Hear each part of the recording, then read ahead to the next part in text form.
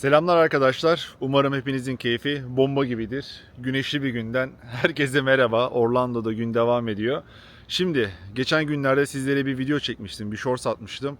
Testosteron neden kullandığımdan, hangi miligramları kullandığımdan, kullanmalı mısınız yoksa kullanmamalısınız hakkında bir video çektim. Gelen yorumlar güzeldi. Gerçekten böyle güzel yorum çok fazla beklemiyordum. Çünkü genelde böyle testosteron hakkında falan konuşulduğu zaman "O abi biliyordum işte ilaç kullanıyorsun. Seni gidi steroidli. Steroid olmazsa o vücudu yapamazsın. Testosteron olmasaydı bu vücuda sahip olamazdın" tarzı değişik yorumlar geliyordu. Ama bu sefer gerçekten yavaş yavaş insanlarımız bilinçlenmeye başlamış. Çünkü bu testosteron kullanımı yani TRT, testosteron replacement terapi dediğimiz olay Amerika'da çok yaygın ve bunu kullanan insanlar da genelde 30 yaş üstünde oluyor. Atıyorum adam kendisini iyi hissetmiyor. Sabah kalkıyor, enerjisi yok, işten eve geliyor, sürekli yorgun, televizyonun başına geçiyor.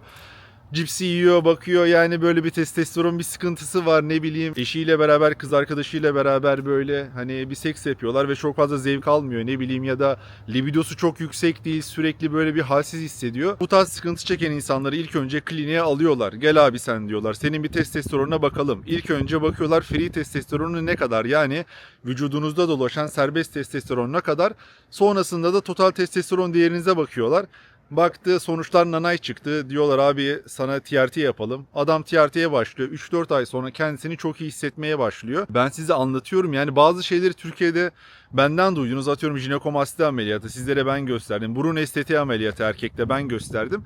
Hani bu tarz şeyleri insanlar genelde saklar. Ben saklamayı çok tercih etmiyorum. Çünkü sizin faydalanmanızı istiyorum. Ben kendimde yaptığım şeyleri sizlere anlatayım. Benim gibi düşünen illaki vardır. Kendisini geliştirmek isteyen, kendisini iyi hissetmek isteyen, kendisini iyi görmek isteyen insanlar illaki vardır diye ben sizlere bunları anlatıyorum. Bunlar tamamen kendisini geliştirmek isteyen insanlara özel. Eğer alınırsanız da zaten büyük ihtimal siz kendinizi geliştirmek istemiyorsunuzdur. Ya da böyle internette birisi bir şeyler yapıyor. Siz de onu bok atmak için atıyorsunuzdur. Bu arada karşımda çok eski bir BMW var arkadaşlar. Şunu bir sizlere göstereyim. Şöyle bir zoom atabiliyor mu? Abo BMW'ye bak. Bayağı bir eski. Eski BMW'leri çok seviyorum ya. Bir ara burada BMW eventi de vardı. Kaan abiyle falan gitmiştik. Bilmiyorum aranızda hatırlayanlar var mı ama gerçekten eski BMW'nin vibe'ı çok farklı. Her neyse dediğim gibi arkadaşlar kendinize bakmak istiyorsanız hormon testi yaptırın. Tamam iyi besleniyoruz, iyi antrenman yapıyoruz. Bu arada ben iyi besleniyoruz, iyi antrenman yapıyoruz diyorum da yani video izleyenlerin çoğu emin olun iyi besleniyorum deyip iyi beslenmeyen insanlar. Diyorum günde 7-8 saat uyumanız gerekiyor.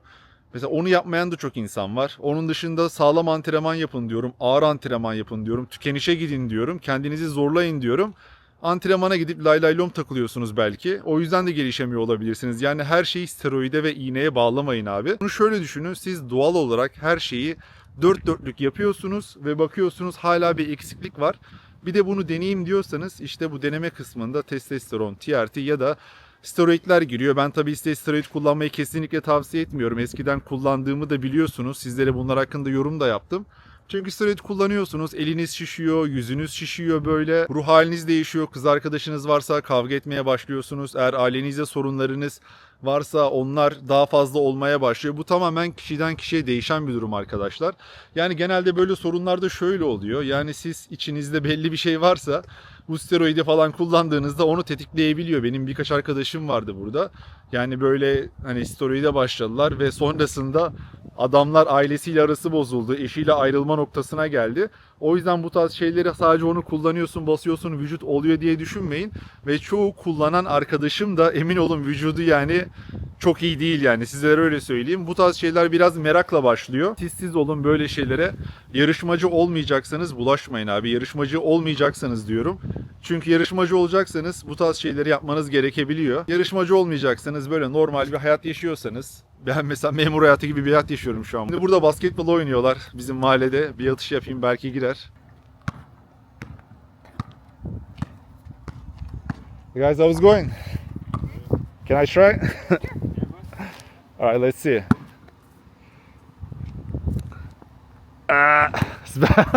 I got it, I got it. I used to. I do fitness. Oh, you do fitness? Yeah. What's your name? Julian? Julian Okan, nice to meet you. Nice to meet you. Ali, the house over there. Oh, wait, isn't that the one with it had like supercars there before? Yeah. I sold my cars. Cars. I used to have a Mercedes BMW stuff. I got a Supra. Oh yeah, nice, nice. Corvette. Okay, you like that? You like Corvette? Yeah. Which one you have? I got a C7. Okay, that's a good one. And then right now I got the new Supra. It's the 2026 version. Okay, cool. Yeah, it's nice. I got all my cars in red. How long you guys live in this area? Like 4 years. 4 years? Okay, you like it? Yeah, 3 years I've been here. Okay, well, like where were you living before here? Massachusetts. Massachusetts. Oh shit, it's cold over there. Yeah, literally, the other day it was like 0. I was like, Oh fuck. I think I like this weather too. I'm from Turkey, so Oh, really? yeah, I used to live in Turkey. I just moved here like 7 years ago. Yeah, you yeah. do YouTube? Yeah, I do YouTube. I'm vlogging today.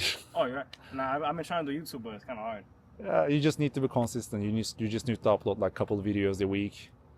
If you can do like every week, every day, it's gonna be way better. But it just takes time, you know. How many subscribers you got? I have like 2 mil. Yeah, you're gonna be in the video though. I bet. What do you wanna say? I don't know. Hi. Say, you wanna say hi to your girlfriend? Nah. Nah. All right, guys. I'm gonna go, and you guys enjoy your day. Thank you too. Yeah, see you. Şimdi konuyu çok fazla dağıtmayalım abi. Tekrardan TRT testosteron kullanımına dönelim. Ben neden buna başladım? Size öncelikle bundan bahsedeyim. Biliyorsunuz öncesinde steroid kullandığımızdan zaten bahsetmiştim. Bunu kullandığınız zaman tabii kafanıza göre kullanmamanız gerekiyor abi.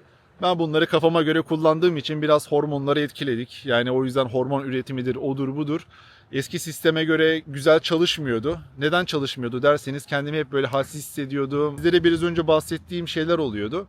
Onun sonrasında Amerika'da klinikler var. Bakın bu testosteronu alacaksanız özellikle Türkiye'deki arkadaşlara sesleniyorum. Türkiye'de insanlar bunları merdiven altı üretiyor. Nereden biliyorum diyorsanız benim yakın bir arkadaşım üretiyordu. Üzerine de İngiltere bayrağı koyuyordu. O yüzden yani bazen insanlar diyebiliyor abi bu ürün merdiven altı değil. Bak İngiltere bayrağı var. Onun dışında QR kodu koyuyorlar. QR kodu okutuyorsunuz. Size o firma üretmiş gibi başka bir siteye yönlendiriyor. Kodu giriyorsunuz harbi validate de yapabiliyor. Yani emin olun sağdan soldan almış olduğunuz mallar hani insanların kendi evinde ürettiği mallar bile olabilir. Çin'den ham maddeyi alıyorlar. O ham madde üzerinde biraz oynuyorlar. Artık işte belli bir ısıya getiriyorlar, filtreleme yapıyorlar falan. Ondan sonra testosteron üretiyorlar. Onları dolduruyorlar, size satıyorlar. Öyle söyleyeyim. Eğer böyle bir kullanım düşünüyorsanız, ki öncesinde ben bu şekilde de kullandım. İşe yarıyor mu? Yarıyor. Güzel mi? Güzel de abi. Yani laf edemem ama sadece bu şekilde bir ortamda oluyor. Ama siz derseniz abi ben böyle vücudumu riske atmam. Sağda solda evde üretilmiş ürünleri kullanmak istemiyorum. Bana doktor yazsın. Doktor yazdıktan sonra devletin onay verdiği kliniklerden testosteronumu alacağım diyorsanız burada Amerika'da 150-200 dolar aylık para veriyorsunuz abi. Onun sonrasında doktor sizin testlerinize bakıyor. Karaciğer değerlerinize de bakıyor. Çünkü bu testosteron sadece hani total testosteron ya da free testosteron şeklinde değil karaciğer değerlerinize de baktırmanız gerekiyor. Bunlara bakıyor abi uygunsanız ondan sonra size sorular soruyor. Nasıl hissediyorsun? İyi mi? Kötü mü? Enerjin düşük mü? Onun dışında libidon yüksek mi? Düşük mü falan. Bu tarz sorular soruyor ve bu tarz sorular sonrasında sizlere testosteronunuzu yazıyor. Sonrasında adres... Uçak.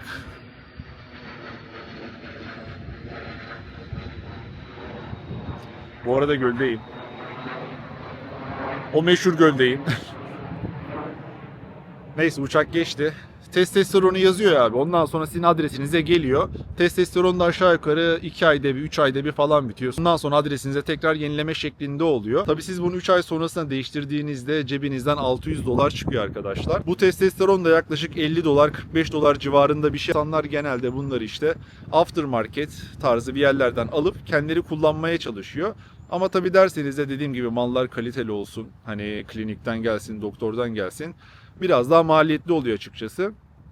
Yani ben kullandığım zamanlarda hatırlıyorum ben ilk zamanlarda 200 mg'la başladım arkadaşlar. Onun sonrasında 200 mg bende biraz saç dökmesi yaptı. O yüzden 200 mg'dan çıktım ve 170 kadara düşürdüm. Sonrasında baktım yine çok bir fark olmadı. Sonrasında 150'ye düşürdüm arkadaşlar. Yaklaşık şöyle bir 4-5 ay kadar 150'de takıldım. Yine fena değildi. Birazcık iyileşmeler oldu saç dökülmemde. Sonrasında dedim abi ben birazcık daha düşüreyim. Sonrasında 125'e falan düşürdüm. 120'ye düşürdüm arkadaşlar.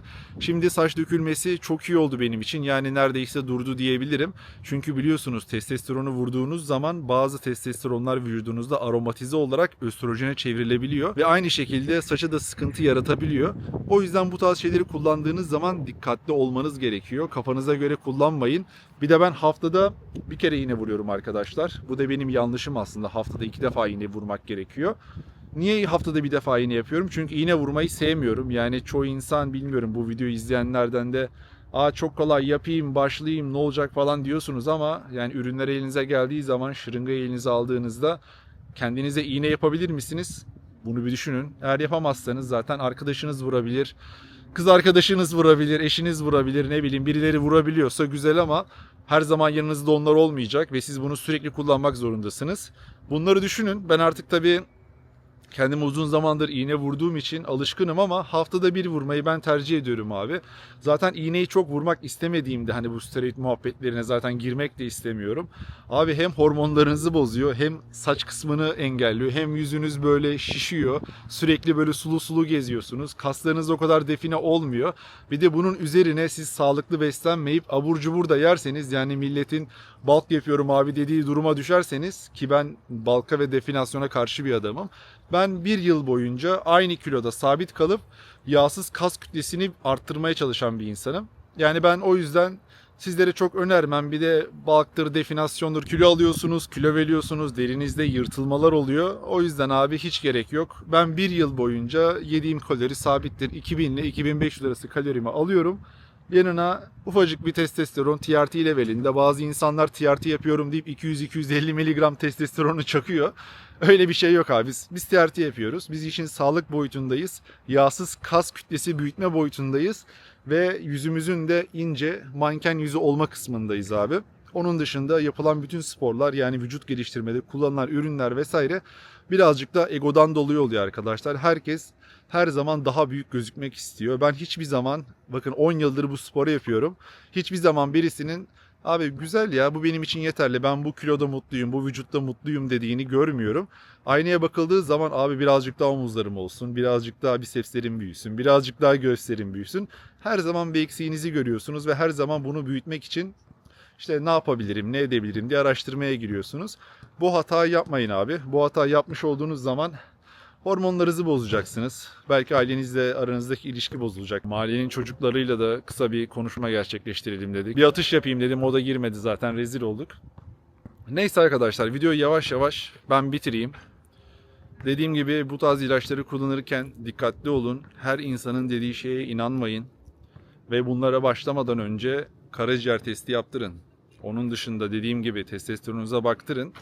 Ve steroidden önce, TRT'den, testosterondan önce ben bu sporu ağır bir şekilde yapıyor muyum? Yeteri kadar dinleniyor muyum? Yediğim şeyler gerçekten yemem gereken şeyler mi? Bunları oturun bir düşünün.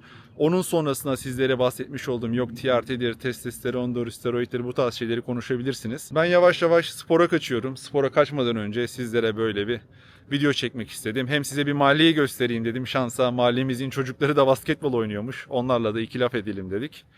Kendinize iyi bakın arkadaşlar. Bu tarz videoların devamını gelmesini istiyorsanız yorumlar kısmında devam et abi anlat bu tarz tecrübelerini. Senin tecrübelerin bize faydalı oluyor derseniz bu tarz şeyler çekeriz ama açıkçası yok steroiddir, testosterondur bu tarz şeyleri çok konuşmak istemiyorum. Niye derseniz çok fazla cahil insan var arkadaşlar. Burada tedavi olarak kullanılan bir şeyi hani internet üzerinde çok fazla sarpıtıyorlar. İşte steroid kullanıyorsun, sen ilaççısın, steroid olmasa böyle olamaz, şöyledir, böyledir. Yani hayatında hiç spor yapmamış, 2 dumbbell kaldırmamış insanların yorumlarını görüyoruz internette. Benim çok tabii moralimi bozmuyor. Yani benim uzun zaman oldu ama yani böyle şeyleri gördüğünüz zaman siz de şey düşünüyorsunuz. Abi gerçekten ilaç vurmadan vücut olmuyormuş algısına kapılıyorsunuz. Öyle bir şey yok abi. Ben doğal olarak ilk spora başladığım zaman 5 sene bu sporu yaptım. Gayet 10 numarada oluyor. Sadece sizlere hani kullanacaksanız da kullanırken bunlara dikkat edin diye bir video çektim. Tamamen bilgilendirme amaçlı. Kendinize iyi bakın. Sizleri seviyorum. İlerleyen videolarda görüşürüz. Bay bay.